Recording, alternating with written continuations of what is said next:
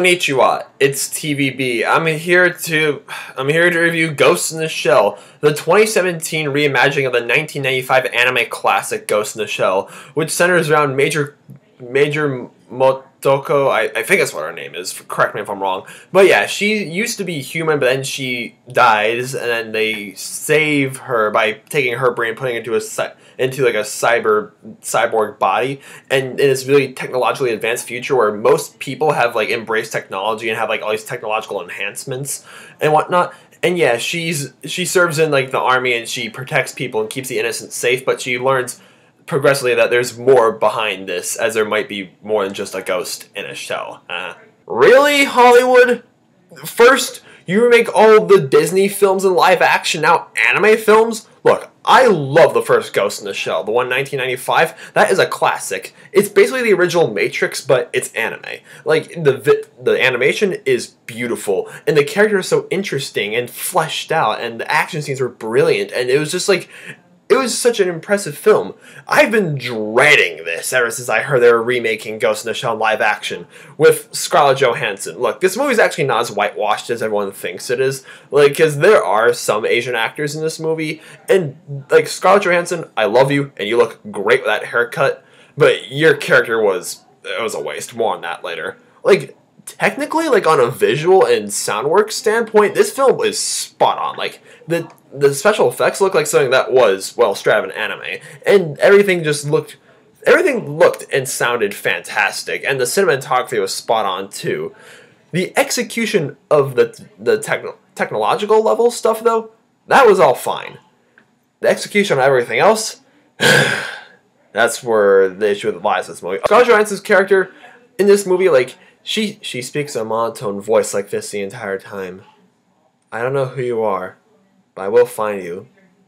I will kill him. I know, I'm a Liam Neeson ripoff, but who cares? Yeah, she talks like that the entire movie. And when I heard that they were remaking Ghost in the Shell, the only thing I was really looking forward to was the thought of Scarlett Johansson breasts, because, you know, the original has nudity, but instead we get this, like, seriously. And, you know, this movie has actually quite a few villains. Like, it starts off with this guy after them, and then they go after this guy, and then in the end they go after somebody else. Like, the villains, there's multiple villains in this movie, and none of them work. They're all totally forgettable. They're all totally bland. As a matter of fact, the only character I actually liked in this movie was Bato, who's sort of like the Major's right-hand man on all this. Like, I liked his character in the original, and I actually liked his character in this film. Like, he was the most personable out of all the characters in this movie. He likes dogs. He's there. He cares about the Major a lot, and he's always like there when someone needs him. Like, yeah, he was the only like rootable character this entire time. And I wish we got more of him.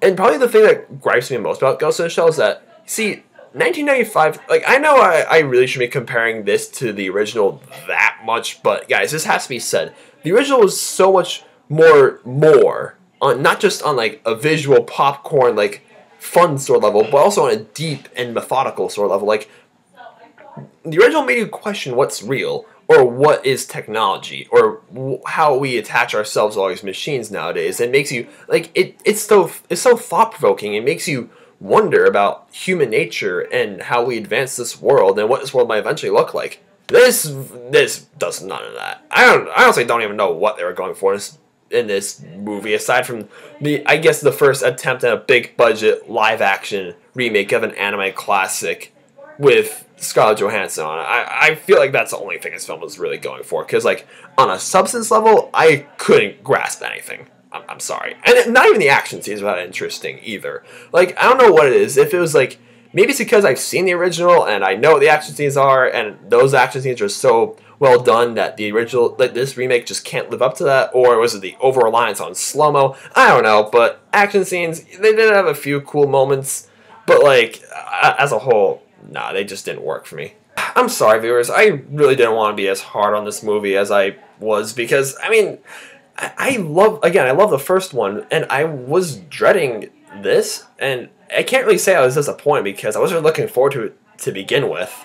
And yeah, again, it was what I feared it to be. So yeah, Ghost in the Shell 2017, I have to give it a 3 out of 10 stars.